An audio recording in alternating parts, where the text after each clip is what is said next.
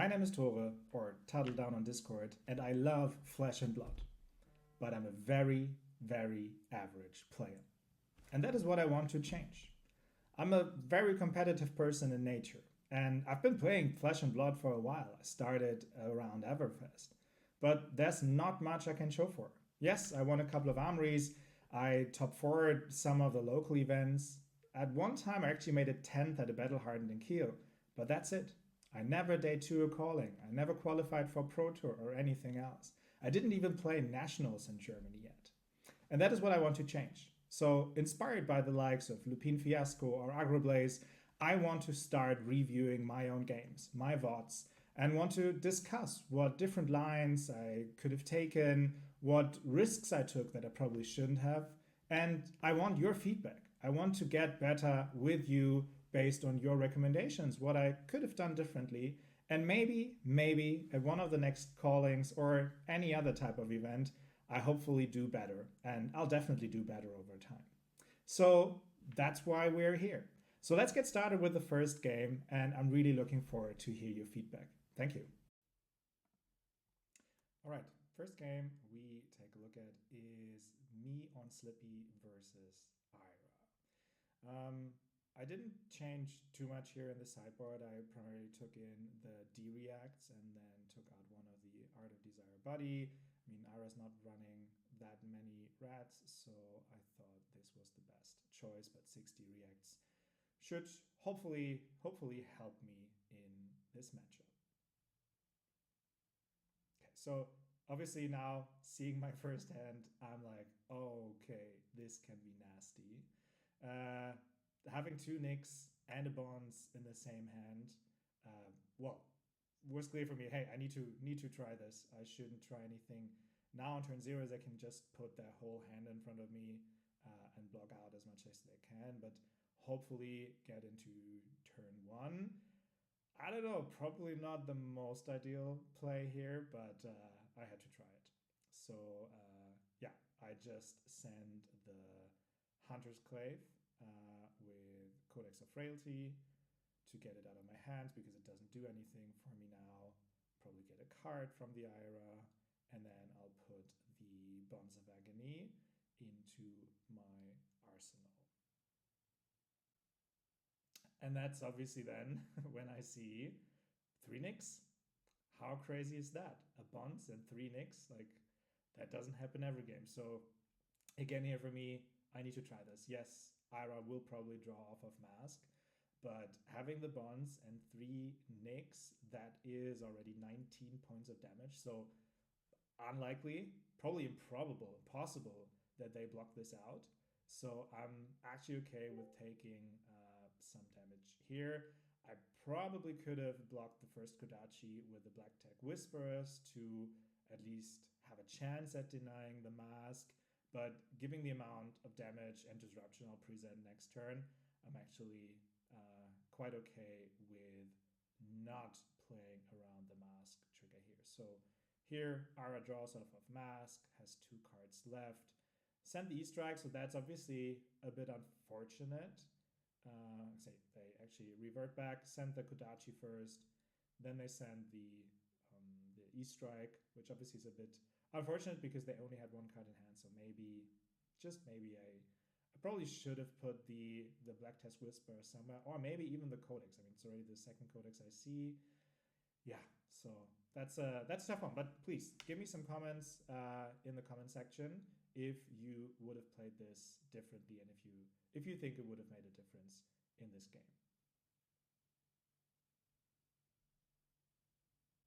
All right, so here is my triple Nick turn. Let's see how it goes. Obviously, I play the Bonds of Agony here and see what they block. Typically, I think people try to block around 7 to 9 on Slippy, right? I mean, there are quite a few attack reactions.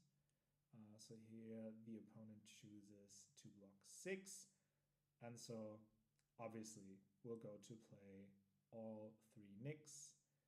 If it hits, banish 3 cards from top of the deck and then the card, one of the cards in their hand. So yeah, they can't block out 19 They block 6, so we do 13 points of damages, get 2 of their D-reacts, get a Command and Conquer is obviously nice, and then we see the Rushing River and the second Command and Conquer, and here I'll just go for the Command and Conquer. Unfortunately, they only had this one left, so they were obviously just playing 2, but still, I think it actually matters more here to get the Command and Conquer. Yes, they can definitely play both Kodachis and come for 3 points of damage with their blue in hand, but I think this definitely has made a significant impact on their turn. All right, so here we go. They send the Kodachi, and my hand is obviously okay. I have 2 stealth attacks, I have 2 reactions, I have the Codex in arsenal, but not really a good Codex target yet. So probably shouldn't play the Codex here, so they come in for 2, and that is the point where I need to decide, do I want to block this or not? I mean, if they have another card in arsenal, which would they could attack, yes, they could threaten a mask trigger, but yeah, here I decide this is probably unlikely. So let's go and send the double trouble first. As said, I have 2 reactions, plus the flick knives, plus the black tags, so I could get the double trouble here live, present some amount of damage, and also top deck disruption. Because they don't block and I can't play the Tarantula Taxon, I decide to flick one of my claves, then play the Concealed Blade. Now ideally, if it hits, I can immediately re-equip the dagger, but that's also why they didn't attack last turn. They play the flak. Yeah, but luckily I have the Tarantula Toxin here and still get through this attack. The question obviously is Tarantula Toxin good decision here on the double trouble, or should I have put it on the infiltrate? Well, probably wouldn't have mattered much because they played the shelter on the double trouble here, so now I can go with the infiltrate, and they need to block with an additional card here. Cool, but that's my turn. I keep the Codex in arsenal. They have 2 cards to come back, so most likely 2 Kodachi swings, maybe a 1-cost attack. So here comes the first Kodachi. I have the Shelter, I have another Tarantula Toxin, I have the Razor's Edge, and I have an Infect. So yeah, definitely possible to play the Shelter now in defense for this turn, and then play the Infect eventually with the Tarantula Toxin or with the Razor's Edge next turn, and then go into the Codex, eventually play the Infect again or play an Infiltrate.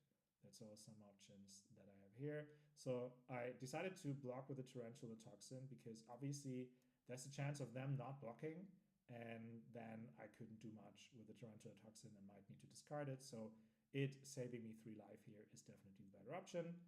Them coming in with a Scar for a Scar is good for me because I can play the Shelter to prevent the damage here as a defense reaction. Now, obviously, they don't have an arsenal, which is typically what you want for a Codex. So they need to select one from grave, discard, and then you play something like a Leave No Witnesses or a Command and Conquer. But unfortunately, I haven't seen either of them. So if I play the Codex now, it would definitely give them the option to get a card and don't even need to block. Yeah, so obviously I go with the Infect first, see if they want to block for 3. I have the Razor's Edge to get over their block and not only get damage in, but also send a Bloodrot Pox token to them. They decide here for quite a bit on how to block, so probably, maybe not the best hand on their side. I mean, Infect doesn't do much other than sending damage. Yes, there's always the fear of one of the other attack reactions, and the Mantle especially, so that this could turn into, I don't know, another Bonds or another card. I mean, I have one of the Bonds in Graveyard, so definitely an option here for them. Right, so they don't decide to block. I still play the Razor's Edge because I don't want to discard it with Codex. I still decide to play the Codex here. At the end, it means 1 card less in hand, 1 card in graveyard. Yes, they can decide for for which card, but there wasn't too much good stuff in their graveyard when I checked it.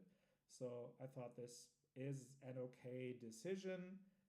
Maybe they are still blocking my infiltrate. So yeah, let's see about that. Okay, so they decide to take a Sound the Alarm from graveyard. They discard a blue card, the pouncing key. So I send the infiltrate. I want to see how and if they want to block. Okay, so they decide to block with the Rowdy Locals. That's okay. And we get a Tarantula Toxin in Arsenal. Again, seeing the bonds, not having a second reaction here obviously doesn't make the bonds live. So maybe a card I want to block with to preserve some life, especially now with them playing the Biting Breeze, which would give them a Crouching Tiger if it hits me. So I'm really considering blocking with the bonds here and just playing the Pain in the Backside, the Orb-Weaver Spinneret to get a Chelicerae, and then play the Mark of the Widow.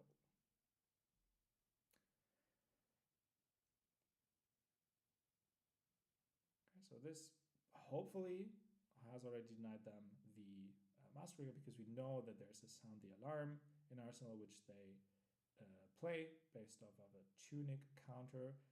I don't have a reaction in my hand, so they are not getting one of the defense reactions on top of their deck, and I'm okay with my hand. Blocking with it, this 5 damage, I don't know, probably the attacking pieces of it is just better, because I wanted Chelicerae. Black Widow can present some disruption, especially now if they don't block the Pain in the Backside, which they typically do, right? So here we see a give and take, blocking the Pain in the Backside, so not Hunter's Clave hitting them. Still, I go for the Orb-Weaver Spinneret, send the Mark of the Black Widow for 6, and obviously still have the option to flick with the Flick Knives and send a Hunter's Clave, so that they eventually would need to banish a card from hand. So that's where the opponent thinks for a moment again to see what they do. Okay, so they end up blocking for 6, and so I'm debating, do I send the Flick Knives and send the Clave with the Flick Knives to mark them, so that Mark of the Black Widow is live, because I still have the Tarantula Toxin in Arsenal, and playing it would banish the last card in hand. And so I decided we're in an okay position to do this here. Obviously, it's not ideal to not have a Clave anymore, as it limits my amount of disruption a tiny bit. I'm still having the Chelicerae, so at least a dagger available on board. And we're already at sub 15 health, so I'm fine with sending this here. And it turns out they need to banish Bittering Thorns, so I would consider this a fine hit from my end.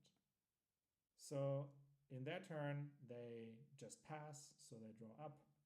And my hand looks okay. I definitely want to bring the Sink Below into Arsenal. I have a Stealth Attack, I have a Pain in the Backside. Obviously, they are not marked anymore, and I don't have a Clave, so I can't get either the Mark of the Black Widow nor the Take Up the Mantle Live. So I decide to take the Tunic resource to come in for the Chelicerae for 1. It has Go Again from the Slippy ability, follow up with the Pain in the Backside. They don't block it, so they get 3 damage plus the 1 from the dagger. And then we send the Mark of the Black Widow. Obviously, they know they are not marked. I don't have much options to mark them, so they don't block. But I still decide to Take Up the Mantle to be card efficient here and bring them down to 4 life, which obviously is a pretty precarious life total, being 10 points up, and me also having the Sink Below. I have not yet blocked with my equipment, so that's still an option, especially to deny any kind of mass triggers. So I want to block with the Black Tech Whisperers here. Easy block, very limited options for them to pump it.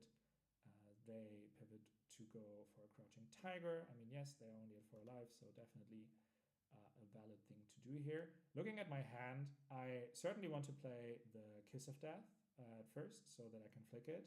And actually I have a live bounce because I have a Take of the Mantle. I have Flick Knives where I could then flick the Kiss of Death. I have the Black Tech Whisperers, so it's live. And here, when they come with the second Kodachi, I give my Tunic. I'm pretty certain that the game will not last more than 2 turns, so it's unlikely for them to get, or for me to get much more value out of the Tunic. And so I decide to do this here. I block with the Sink Below. I decide to actually not play the bonds, but to bring it down to the deck and draw a card. I draw another blue, which is not ideal, right? I don't have too many options outside of the Take Up the Mantle, which would only bring it to 3.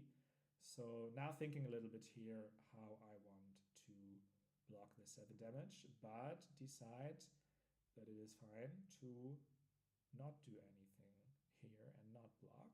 So I go down to 6.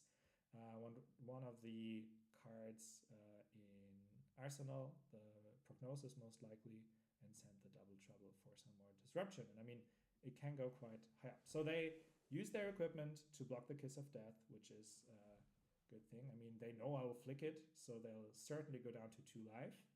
So dual threats now is a tricky spot for them, right? They know I have at least both reactions available. So they block for 3 here with that all you got. I was surprised that they don't give me a card before, because I mean it can go up to 7 easily as seen here. So they end up blocking only 6. So they get 1 damage. They also get 2 cards in their banish. And this kind of seals the game, right? If I survive this turn, if I am able of sending only 1 attack, I can flick the Chelicerae. And if they don't have a prevention effect such as Shelter from the Storm or Calming Breeze, they are simply dead, right? And so they send a Kodachi, not incentivized to block that. They send the second Kodachi. This is one that I'll block certainly. I still have the Crown of Providence or one of the cards, so I end up giving one of the cards in case they still send some kind of Arsenal disruption. They don't. They send a Torrent of Tempo, which is 5 on hit, go again. So I probably should block with 2 cards here, or at least 1. And still thinking here, ending up giving the Crown of Providence and the Concealed Blade to block 5, swapping out my Arsenal again, and giving away a Persuasive Prognosis, getting a Persuasive Prognosis. So yeah, doesn't change my turn much, but as mentioned, I have pretty much won here. I sent this attack, they block it for 3, I sent the Flick Knives, and then if they don't have a prevention effect, it is game. They're actually overblocking this with Mask of Momentum in case there is any kind of attack reaction, but yeah, they don't have a prevention effect, so I win this game. I think it was a fine game. There weren't too many lines where I messed up. I could have played the bonds in one of the last turns because I had 3 attack reactions up, flicking the Kiss of Death, using the shoes, and also the Take Up the Mantle. Yeah, maybe that would have been better to send a bit more disruption. But yeah, the other option definitely gave me a little bit more damage. So yeah, what do you think? How did you like the game? Were there lines I could have played better? Let me know. I'm really looking forward to your feedback. And yeah, see you in the next game. Take care.